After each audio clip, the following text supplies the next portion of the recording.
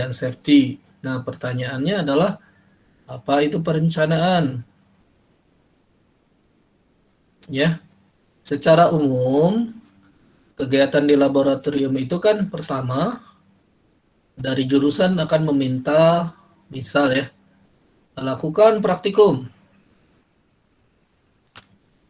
ya, maka akan ada pertanyaan ya siapa yang akan ikut, kemudian berapa banyak pesertanya, kemudian berapa modul. Oh ya, maaf, ada satu yang paling pertama adalah tujuannya apa? Tujuan praktikumnya apa? Siapa yang mau ikut? Berapa banyak pesertanya? Berapa modul yang kira-kira akan dilakukan? Berarti modul praktikum itu ditujukan untuk memenuhi tujuan. Ya, itu jurusan meminta praktikum. Maka lab akan bertanya tujuannya apa, siapa yang ikut, berapa banyak, berapa modul yang perlu disiapkan gitu ya. Nah, nanti berarti pertanyaan itu nanti dijawab dengan sudah jelas apa tujuannya, siapa, berapa bagian, berapa banyak, berapa modul. Nanti kita lanjutkan dengan perencanaan modul. Modul. Modul itu nanti misalnya 5 modul. Ada nggak alatnya? Tersedia? Rusak? Atau ya rusak atau hilang gitu? Atau tidak ada? Gitu ya. Kalau tersedia berarti apakah sesuai dengan tujuan atau tidak? Kalau rusak hilang, apakah perlu diganti atau dicari yang rusaknya? Kalau tidak ada, apakah perlu dibuat modul baru agar memenuhi tujuan? Jadi intinya adalah di tujuannya, ya. Jadi ketika disuruh, lakukan praktikum. Tujuan praktikumnya apa? Misalnya adalah untuk membantu kegiatan mata kuliah fisika dasar 1, berarti adalah praktikum fisika dasar 1. Tujuannya adalah berarti membantu kegiatan praktikum atau membantu perkuliahan. Berarti materi-materinya akan materi-materi di modul itu untuk membantu praktikum, membantu kuliahnya, kuliah tatap muka gitu ya. Misalnya materi tentang pengukuran, materi tentang gerak, 1 dimensi, 2 dimensi gitu. Kemudian gerak melingkar, bandul, kemudian energi dan usaha, dan seterusnya. Berarti modul-modul yang disediakan itu harus sesuai dengan tujuan yang diinginkan oleh jurusan gitu, atau sekolah nanti gitu. Kemudian apalagi kira-kira modul, kemudian pelatihan, mencari asisten,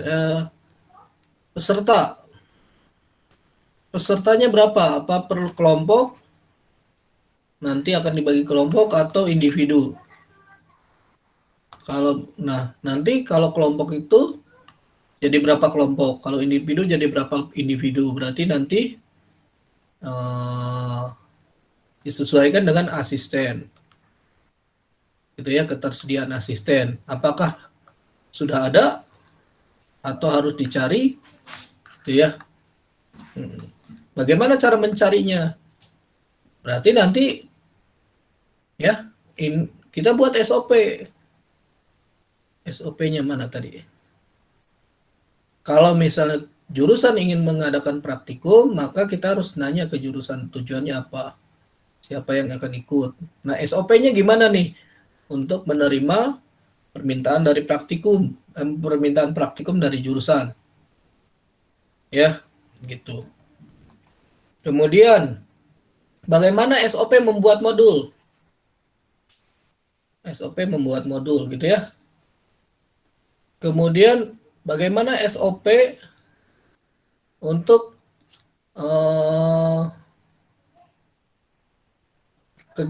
sebelum kegiatan ya, maksudnya itu adalah pembagian kelas, pembagian kelompok-kelompok kecil gitu ya. Apakah kelompok-kelompok kecil atau individu, asistennya ada atau tidak, perlu dicari atau tidak, kualifikasi apa yang diperlukan gitu ya. Cara termudahnya adalah dia pernah menjadi praktikan di praktikum fisika dasar 1 atau fisika dasar 2 gitu. Sehingga kualifikasinya ada. Nah, bagaimana cara untuk memilih asistennya? Nah, kemudian selanjutnya adalah pelatihan asisten. Pelatihan asisten. Ya, pelatihan asisten. Nanti asisten kan ada beberapa ya, beberapa. Jadi nanti kelompok atau individu ya. Jadi nanti apakah berdasarkan modul atau berdasarkan kualifikasi asisten. Ya, nanti asisten modul 1, modul 2 nanti misalnya modul 1 siapa saja asistennya. Asisten 1, 2, A, B, C, D gitu. Modul 2 sama.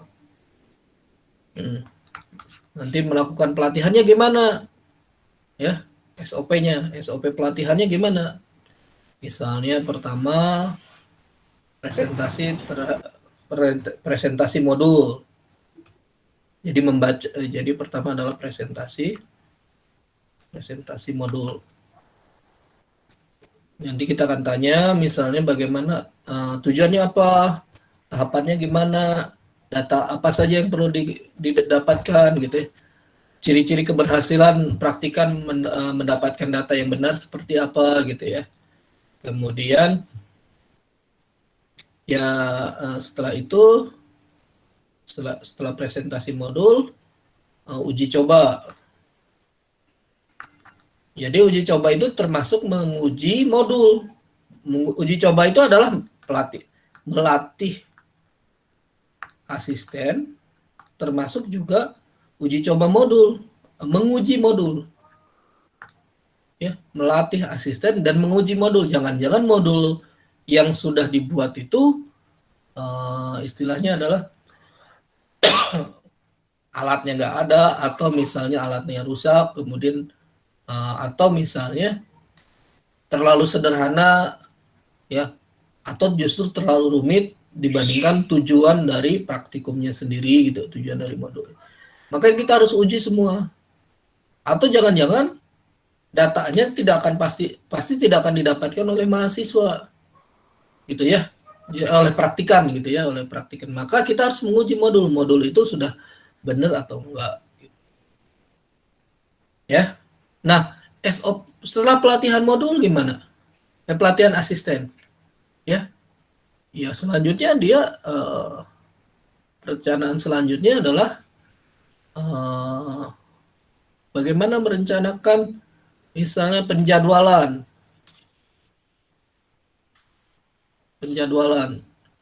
Jadi mengklopkan antara praktikan waktu yang dimiliki oleh praktikan, kemudian waktu yang dimiliki oleh asisten, ya, kemudian waktu yang ditentukan oleh kampus, kan, kemudian oleh lab, gitu ya.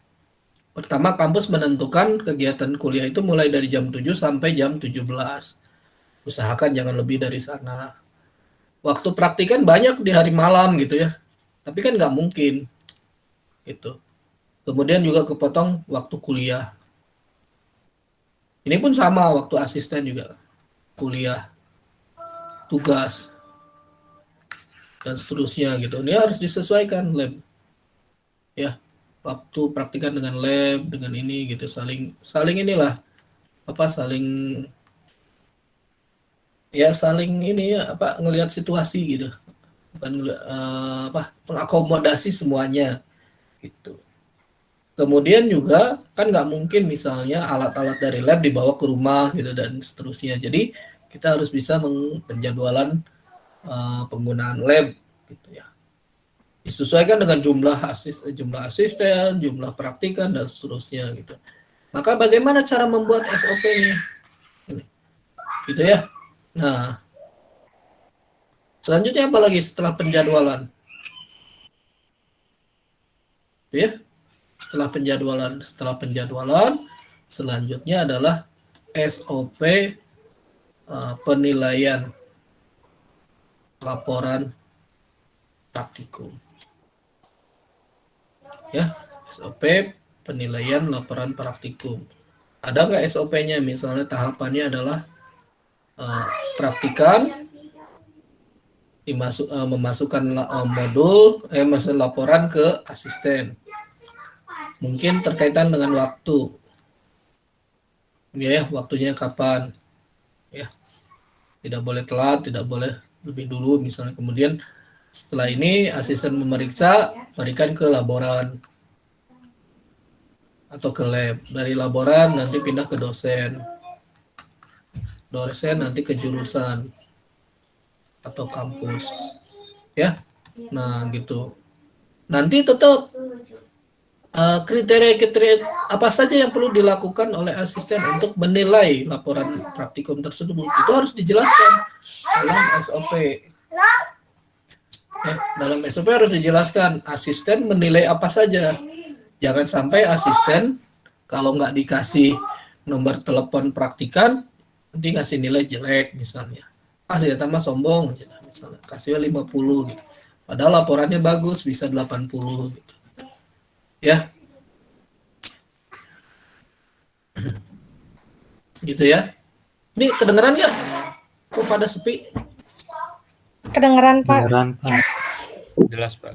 Oh, masih banyak ya yang belum masuk ya. Oke. Ya. Gitu. Jadi SOP penilaian laporan praktikum ya. Nah, itu adalah SOP perencanaan bagaimana merencanakan kegiatan lab. Termasuk juga misalnya nanti lanjut ke SOP safety ya. Keamanan. Misal nanti kan dalam praktikum ada masak. Ya, benar nggak? Bagaimana menggunakan masak atau benda bermasak.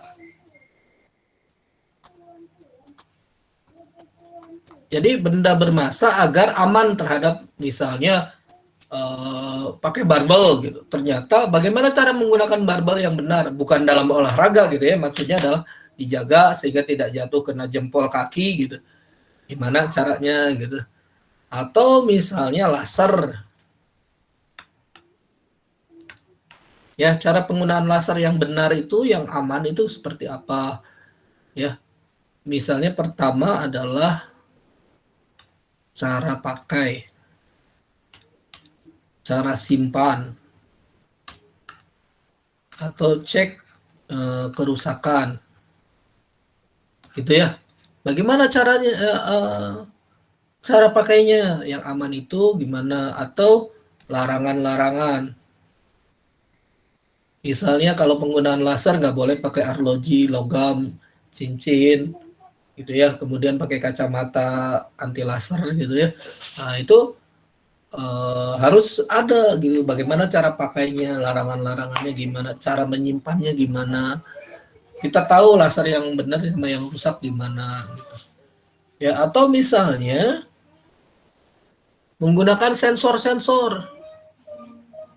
Ya.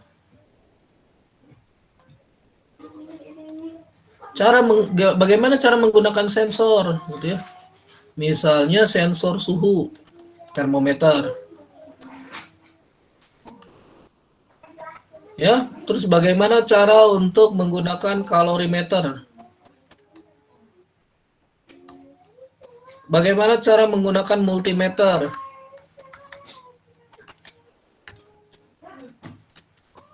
Ya, itu.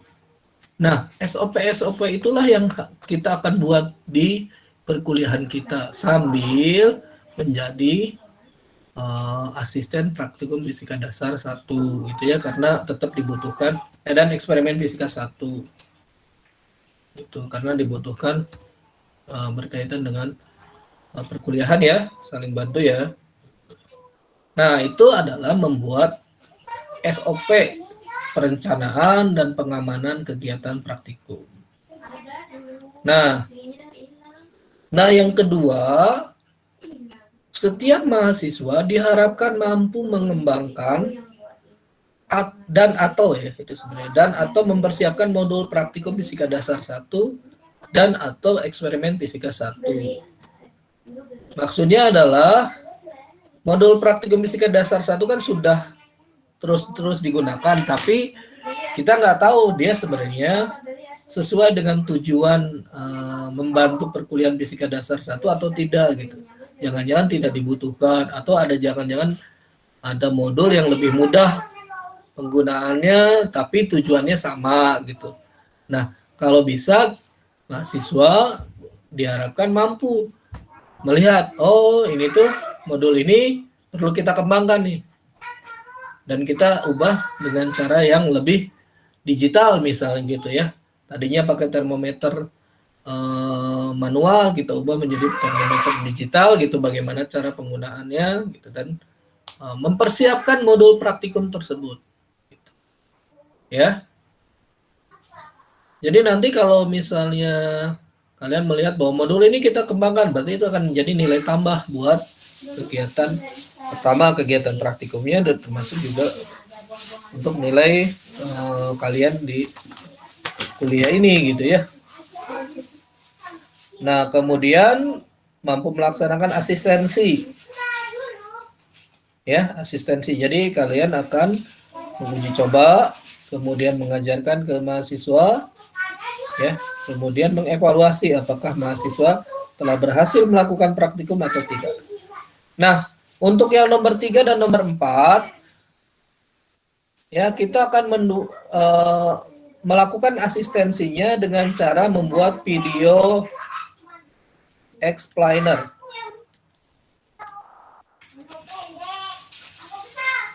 Ya, ada yang tahu apa itu video explainer?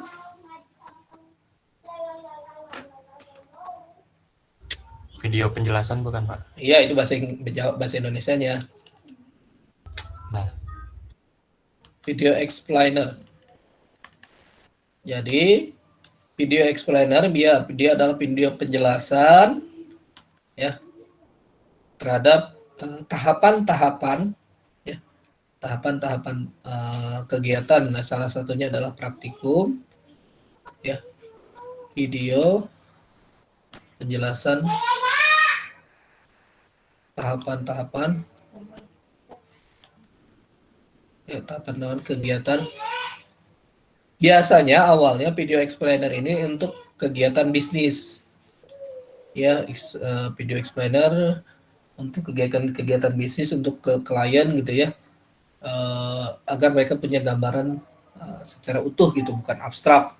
Tetapi kelebihannya adalah kita usahakan akan tidak hanya di sekitaran plus minus 5 menit. Kita akan buat bagaimana mulai dari, kan biasanya praktikum itu mulai dari tujuan praktikum ini adalah bla bla bla gitu ya. Kemudian metode yang digunakan adalah ini, menggunakan perangkat A. Pertama kita timbang, kemudian kita ukur, kemudian nah nanti datanya ada tuh nanti di video tersebut. Kemudian kita gerakan misalnya gitu ya. Nanti data gerakannya ada. Nanti data gerakannya ada, kemudian termasuk juga pertanyaan-pertanyaan bagaimana cara pengolahannya. Pengolahannya adalah mencari posisi terhadap waktu, mencari masa jenis dan seterusnya ya. Hitunglah masa jenis, bla bla bla, dan kemudian juga tugas akhirnya. Itu. Jadi nanti kita akan membuat video explainer yang biasanya kita lakukan di dalam kelas, kemudian kita ada di depan praktikum dan menjelaskan kegiatan praktikumnya. Sekarang kita akan membuat dalam bentuk videonya.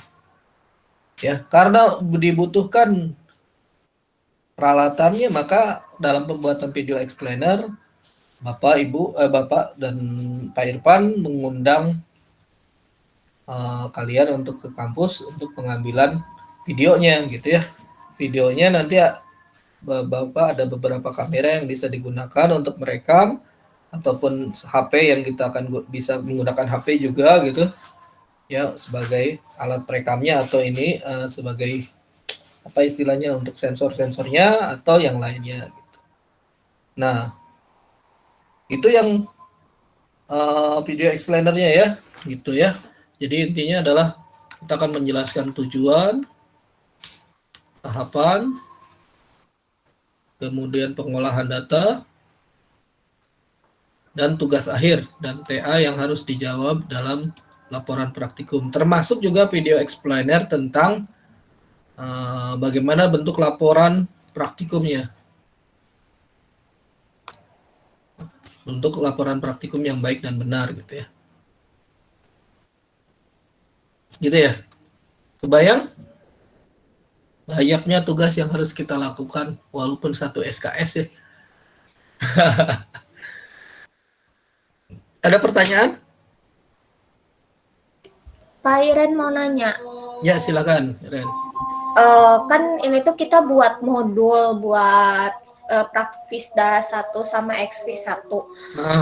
Terus kita harus yang apa semuanya harus datang ke kampus gitu buat ngebuat si modul ini teh atau gimana? Nggak harus, tapi kalau misal bisa buat di rumah, enggak. Cuma harus sesuai dengan modul yang kita akan sepakati. Gitu ya. Tetapi modulnya udah ada, Bapak udah ada. Nanti bentar mungkin Bapak akan kirimkan ke kalian. Dan lihat apakah modulnya bisa dilakukan secara... Misalnya nanti kita akan evaluasi modulnya, apakah bisa dilakukan di rumah atau tidak. Gitu ya. Kalau misalnya masih bisa dilakukan di rumah, yang di rumah misalnya apa? Gerak parabola. Gerak parabola kan bisa dilakukan di rumah ya. Kemudian pengolahannya kan bisa menggunakan apa? Tracker gitu ya. Yang kalian sudah pernah melakukan itu kan? Sudah, Pak. Nah, itu berarti kita akan modifikasi atau kembangkan modul praktikum yang sudah ada, tapi menggunakan metode yang barulah dalam tanda kutip menggunakan kamera smartphone gitu, kemudian juga pakai tracker gitu ya. Padahal di modul-modul yang tahun-tahun yang lalu nggak ada gitu. Kebayang nggak? Nah, yang tetap perlu menggunakan alat-alat lab, mungkin Bapak akan minta untuk ke kampus gitu. Sambil diskusi lah bagaimana cara membuat videonya gitu. Kebayang? Kebayang, Pak. Pak mau nanya lagi buat Ya. yang datang ke kampus itu tuh nanti yang emang sukarela atau gimana? Sukarela. Oke. Kalau bisa sih orang-orang yang di Bandung gitu, yang rumahnya di Bandung. Oke, Pak. Tapi juga kalau bisa kalian ya tetap ke kampus. Nggak kangen gitu ya ke itu. Tapi Pak Iren belum bisa vaksin, gak apa-apa emang. Ya asal kamu pakai masker lah. Oke, siap Pak. Tapi ini juga masih diskusi lah dengan jurusan. Kalau jurusan sih mengizinkan. Dan di banyak tempat juga sekarang sudah mulai kegiatan praktikum menggunakan video ya. Ini Bapak telat banget sebenarnya ya pembuatan video ini. Tapi ya daripada tidak sama sekali gitu. Ya, kita juga ini kemarin-kemarin kan karena SDM dan yang lain-lainnya. Sekarang juga sama, cuma ya disempatkan lah untuk membuat itu. Apalagi kalian kan udah semangat banget gitu ya ke kampus gitu. Gitu. Dan masalahnya cuma satu, nggak ada kos-kosan gitu ya, nggak ada tempat nginep. Tapi sejujurnya di sekitaran UIN banyak mes kok, ya buat kalian ya. Ada masjid UIN, ada masjid apa tuh, Kifayatul Ahyar gitu ya, dan yang lain-lain. Oke ya, ada pertanyaan lagi? Nah, untuk SOP silahkan yang tadi dicek, bukan dicek apa, SOP itu dicatat SOP apa saja, ya kemudian modulnya apa saja yang perlu kita buatkan, nanti modulnya Bapak kirim gitu ya, apa yang bisa diubah gitu ya. Nanti kita akan bagi-bagi kelompok 1 dapat SOP apa, modul apa gitu ya, gitu. Kelompok kedua dapat modul apa dan seterusnya gitu ya. Nah, SOP-nya apa? Gitu. Lihat dari yang tadi Bapak jelaskan tentang SOP perencanaan, safety, dan yang lain. Oke? Kira-kira akan sekitar 10 modul kalau nggak salah. Ya, ada 10 modul. Jadi dari 10 modul itu berarti jadi 10 kelompok. SOP-nya mungkin minimal 10 juga. Jadi nanti masing-masing kelompok bisa 1 atau 2 gitu. Itu ya. Oke, kebayang ya? Nanti sambil juga karena sudah membuat video explainer berarti kan nggak harus datang gitu ya ke apa istilahnya mendampingi adik-adik kelas kalian, adik-adik mahasiswa kalian, adik-adik kelas ya, Pak, adik-adik kelas semester 1 untuk dalam praktikum ya, walaupun sebenarnya tinggal kita kasihkan sambil juga dijelaskan boleh gitu. Cuma itu kan video explainer sudah jelas gitu, dan nanti datanya, data praktikumnya kalau bisa ya sudah ada di video explainer tersebut gitu. Sehingga nanti mereka ya dalam tanda kutip gitu ya, ya tinggal lihat aja dari videonya gitu sambil cross check sambil diskusi dan cross check dengan asisten gitu ya. Dibandingkan kemarin-kemarin kan kita pakai apa? Coba. Masih ingat nggak? Pakai pad ya. Itu kan terasa bukan praktikum gitu ya, cuma buka-buka website aja gitu. Itulah. Oke, ada pertanyaan lagi? Aslam, ada pertanyaan? Udah jelas, Pak. Udah jelas ya. Oke, Bapak tutup dulu ya recordingnya ya.